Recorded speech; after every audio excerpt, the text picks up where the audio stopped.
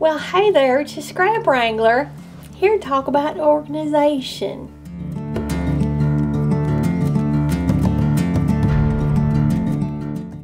I had words last year with Miss Sandy about organization because she was just a mess. She was going to do this big old renovation, which she did do, as you can see by all that bright yellow color behind me. She used to have a little teeny tiny craft room, but she built all this desk out and everything real nice.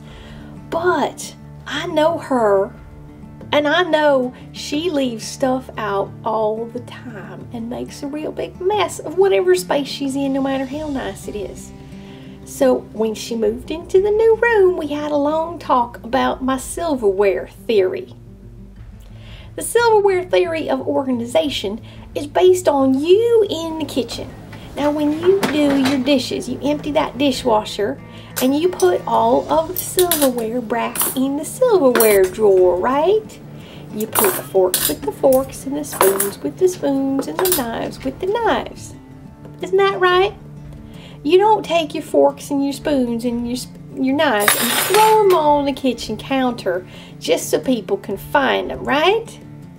And you don't leave pots and pans sitting out just to remind you that you might want to eat later. And you don't leave your glasses sitting on the counter neither to remind you you're thirsty. Everybody knows where to find your stuff in the kitchen. Those drawers don't always have to be perfect, but they just need to hold all the stuff. You gotta have the same thing going on in your craft room. I had Sandy set up her craft room so it's all kinds of nice and organized now.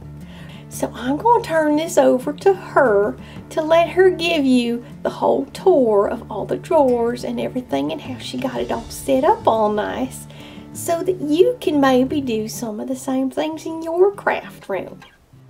Quick overview of the room. As you walk in, this is in the middle. That's my ribbon storage, and underneath of that is cabinets with all the extra stuff. So all of my extra adhesives, extra paper, extra all that stuff is in there. Next is this IKEA cabinet, which I'm thinking I probably will end up getting rid of because there's nothing in most of these drawers. There's a few drawers with stickers and things in them, but most everything else is absolutely empty. There's just not much stuff in here, and I could put these things in the other drawers and maybe put a big fluffy comfy chair here. That might be a good idea. And next to that is my stamp collection. Yes, I do have a ridiculous amount of stamps, and I sort them in some instances by category. So here's all my animal stamps, and I color code the end of them so I can put them back up there. The nature ones are together. I have all my scriptures together, and then I have a bunch of companies that I have marked, and I keep the companies together. So it really kind of depends. My system is not complete to encompass every stamp that I own, but yeah, a lot of stamps. And if they don't fit on there, my clear ones that go in CD cases, I can't have them, and I have to purge something. So if I start purging, you'll know. Here's my desk, my craft space, and you can see walking all the way around it, it's pretty large now. This is post-renovation. This used to be 2 rooms and now it's 1. So I have lots of space to work with. And these are kitchen counters that I purchased. They're standing height kitchen counters. So these are all the drawers. Yay! My little recycle box right there that I keep handy so I'm willing to throw things away. Let's see, desktop tour, left-hand side, office-y business stuff, computer, and then this is my workspace. I generally try to keep whatever cards I'm working on for classes up here just as inspiration, and I trade things out. I'm like, well, should I use this one? Should I not use that one? I have a Copic class coming up, actually 2 Copic classes at my LSS, so I've been working on ideas for that. And my nice big empty Fiskars mat. Yay, it's empty! I love that I'm now able to keep it fairly clean in here. The board up above just has all kinds of ideas and things that I doodle out on it, and you know, random stuff. Next to my workspace, I always leave my paper trimmer out, and that little tan box back there, that birch box, is my stamped colored images. So those are ready to go. This little container is my scraps. Let me see if I can do this without making you completely dizzy. In the bottom down here, this is all of the pattern paper scraps in the world that I own. That's it. There is no other scraps. If they don't fit in this little bin, I can't keep them. Makes me use them up pretty quickly. This is all my white scraps, so I use these for sentiments. And I have some colored scraps that are good for either layering sentiments or layering images because they're a little bigger. And long strips that are good for layering sentiments. And then we get into Bible verses. So I have these ready so I can just pop them onto cards for my church real quickly. And these are regular sentiments for regular cards that are already on some of the paper scraps. And I have not been using them as much as I should, and I don't know, got to do something about that. Up on top of that, I keep just one thing of all of my scissors and one with pens and brushes and a few things that I use on a regular basis. If I don't use it very often, it goes away. And my stamp cleaner. And then we get over here to my, let's see if I can walk backwards here without tripping over anybody, dogs and everything. This is my light box that I use. And I have a light up on top. I eventually want to hang that from the ceiling, but you know, I'd like to have a track and have that light be able to move all over the place so I can use it for lighting when I make videos as well. But that's a dream for the future. So this is the way I set up my cards and take pictures of them. I have this curved piece of long cardstock that I have in there, and I change it out on a regular basis so it doesn't get dirty and grungy. And take pictures on this, and it's called a seamless background. It's what they use in photography, is having something that doesn't have a crease, so you don't have to Photoshop that out. So that works pretty well. I would like to have the light more consistently at the front of the card than just at the top, but usually when I take photographs I hold it by hand and pull it out so that the card is lit more from the front. Next, the other thing I leave out on the counter is my heat gun, and I need a new heat gun so bad, but you know, haven't got a new one yet. I want to get one of those new swanky ones, but I haven't. Next, all my rubber stamps. These are all the wood-mounted rubber stamps that I own. And if they don't fit in here, again, I have to start purging, and I have done some purging recently. So I'll be doing some giveaways to the schools locally and stuff. Get rid of some things, because when I have too much stuff, I just keep not using any of it because it gets overwhelming. So these little IKEA cabinet thingies up here have a lot of the stuff that I use regularly. These are card bases that are folded and scored and ready to go. And then we have my colored scraps. This is all colored scraps that are card front size, or about card front size approximately. That's all I have. I do not have piles and piles of scraps. Thank you, Scrap Wrangler! And then we have all of my embossing folders. And these are all my sentiment stamps. And they're not all of them. I keep some of them with their sets, but these are the ones that have been broken up from their sets. And I use them on a regular basis, so I leave them out here where I can get to them quickly. Got some colored envelopes over there. I don't know, my Goo Gone for cleaning up messes. A little bit of sewing stuff. And then we get into the cardstock. This is all different colors and different weights of cardstock. I shop at Kelly Paper usually for cardstock. But as you see, I don't need a whole lot, although I did just buy a really nice ream of 110 Nina over there, which I love. And here we have my Big Shot that always stays out. So that is my countertop desktop space. Next up are all the drawers, and I will show you, well, most of the drawers, what's down here. This little cabinet contains all of the 12 by 12 that I own in the world, the designer paper that with patterns on it, and that's it. Actually, the left one in the back there is all 12 by 12 sticker sheets, and I think those are going to a school because I never get in them. I never use them. Then we have 12 by 12 solids down here, and I love my 17 solids. There's some sticking up there. Random other stuff. That's my art box down there with paints and things. Printer, scanner, and then down here is my, you can see it in the dark, is my little air compressor. And that leads up here to my Copic airbrush that I can just pop a marker into and do some airbrushing at any time. Then we have drawers, and we'll look through drawers. This is office drawer random stuff. That was my prize. I won something in Toastmasters for being a Table Topics winner. Yowza. And then 6x6 pads. This is all of my 6x6 pads, and if they don't fit in here, I can't have them. I am making myself be good. Back there is a little bit of video equipment type of things, OWH stamps and stuff. And then down here is toner and paper kind of things. Next is my very favorite drawer. This is probably my favorite part of the whole room, aside from the standing counters, is this drawer. This drawer has all of the stuff that I use on a regular basis. And half the time when I'm crafting, I leave it open, and then I can just reach in and grab something that I need at any point and leave it in there, and then I don't have as much of a mess to clean up when I'm finished, which is really awesome. So I keep my ATG, these are my top used things, my Precious. This is available on Amazon. It's not called the Precious, but there's links all over my blog to buy it if you need one. Score Buddy from Score Pal, and under there is my piercing mat that I use a lot. Some score tape down there, and a few extra rolls of ATG, but I keep most of it in that cabinet back behind.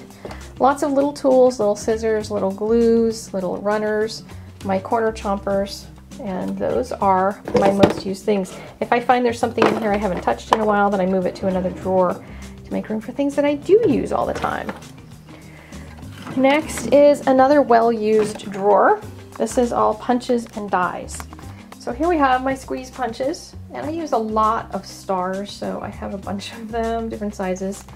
And I'm actually going to go shopping for punches for a class soon, so I'm going to have more. Yay!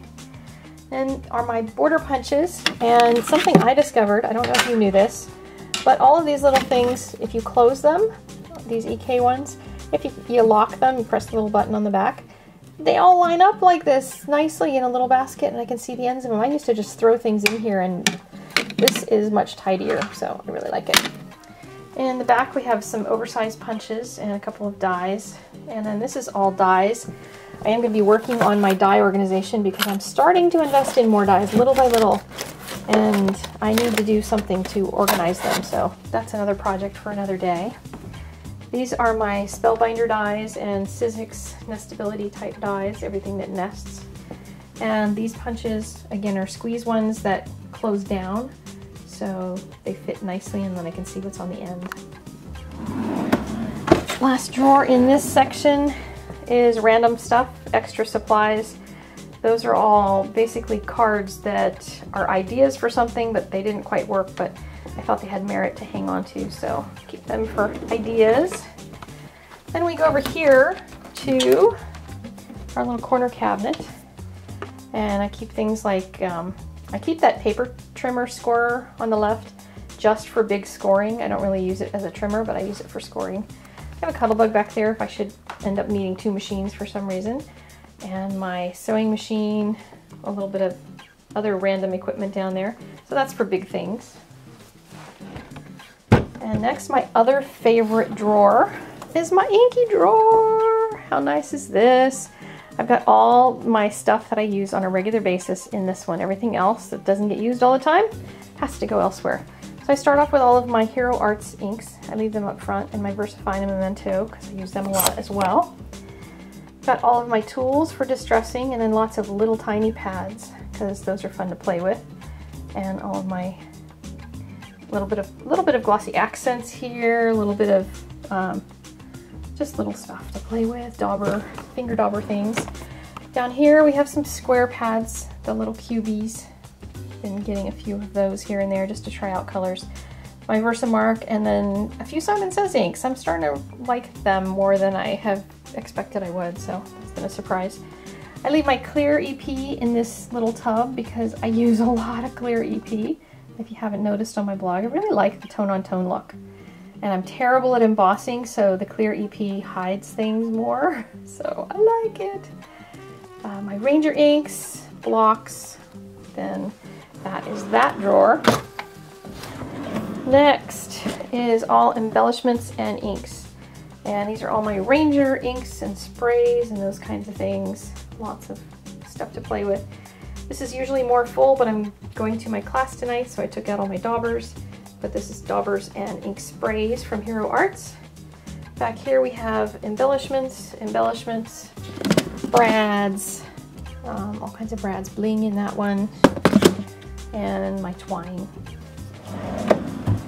This last drawer is another, I put the stuff on the bottom that I don't access very much. Brushes. The big wooden box is my Prismacolor pencils, and I have my Tombow pencils in the bag on the right. Crayons, water-based markers, just crazy stuff. And this one is my time to play drawer. And I've created this so that I would have a place to go when I just needed crazy inspiration stuff. It's all the other embossing powders and mixes and all different kinds of stuff that I may or may not use on a regular basis. A lot of it is not okay for OWH. So this is just my play drawer when I'm going to do a card for friends and family. Aside from the pearl pen, which is, you know, of course, okay for OWH, but I leave it in there just to be in my inspiration drawer. And that also takes me to my inspiration drawer because I use it on a regular basis, which means I open this. And I have a few tools in there that I've bought and haven't used yet. I just want to try them, so that's where I put toys at. Next, you can drool all you want. My Copic refill drawer. Yes, too many markers, too many markers. And this last drawer, which I'm not going to show you, is all of my extra stuff. I'm starting to collect extra inks and extra markers and extra papers and all different kinds of things that I use for classes, so that I have things available when I want to teach a class. So that is my tour. I hope you all have enjoyed this, and I hope you are interested in getting your own stuff organized so that you have space to work, because the silverware theory of not leaving everything out has really made a difference, and I want to thank Scrap Wrangler for bringing it to me because she's awesome. See you guys. Here you go, Scrap Wrangler. Now this is Scrap Wrangler back here, and I want you to watch something. I asked Sandy to make a really big mess and then to clean it up on camera and show you what it's like to clean up now that she's organized. You can see that she has out a lot of stuff. She's got dies and punches and inks and embellishments and stamps and all sorts of things. But since each thing has a place to go back to, it's all going to go away and it's going to be all tidy again. It's really cool to see her be able to do this, because she used to get kind of overwhelmed by the mess, and she would leave things out and tell herself she was leaving it out so she would use it again tomorrow. But now she does not have to do that. She no longer leaves things out like you saw in her tour.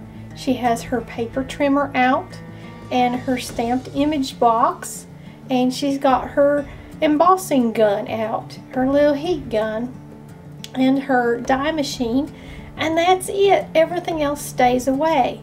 Now I might con her into finding a little spot to put that sewing machine, because I think she should do a little more sewing on cards. But so far she's enjoying just having counter space available so that she can work and she can have her stuff out, and it's okay. Now if you organize your own room so that your most used stuff is really handy, and I don't mean handy by being on top of your counter, find yourself a place where you can hide away those things that are right there. Now it might be a basket that you stick under the desk that has all those things organized in it, or it might be a little iris cart drawer or something, but have your stuff ready to put away so that when it comes time to say, oh my gosh, my friend is coming over for coffee and I cannot have her see in this room, instead you can invite her into your room, because you are going to be 5 or 6 minutes away from fully cleaning up your entire mess. Is that not wonderful? I think it's possible to do even if you have a really small space. You just have to be dedicated to it, and I've really gotten Sandy so she's dedicated to keeping it tidy, because we don't want to get no more messes. I also have a talk with her on a regular basis about her scraps. Now, she's just like everybody else. She falls in love with a piece of paper, and she wants even that tiny, tiny piece to be saved for a future project. But I keep reminding her there are plenty of scraps to be made. All you have to do is turn to one of them other pieces of paper that you love so very much. So I have this big box. It's right around the corner from the desk, and you see she's just scooping everything into it. It's all them scraps. Scraps she might have otherwise gotten all panties in a wad over keeping. And now she don't do that. She gets to just put them in that recycle box and make them go away. I think everybody could do that. You just have to be dedicated. Just remember the silverware theory. If you end up trying to leave everything out so that you can find it later, or so you remember to use it later, then you're going to end up with a mess. Just go for the silverware drawer theory. Find a place for everything to go and leave it there. And then you're going to have a much easier time finding your mojo. It's not going to get lost in all that stuff all over your desk. Now look how pretty this is. Look, just look at this. Ain't this a sight? You know you want to have a desk this clean. Thank you so much for watching this video. I hope you enjoyed it, and if you did, would you please click that like button and the doobly-doo down below. I'm also going to link you up to 2 more of my Scrap Wrangler videos because they're really popular. There is the original Scrap Wrangler video, which is really old, but it's all about paper and getting your scraps wrangled and being able to throw away a few of them. And then there's the Scrap Wrangler Does Ribbon. You're going to like that one too if you got lots of little pieces of ribbon laying around, because there's lots of ideas in there. Alright, y'all have a really good day. Don't forget to subscribe, and I'll see you another time.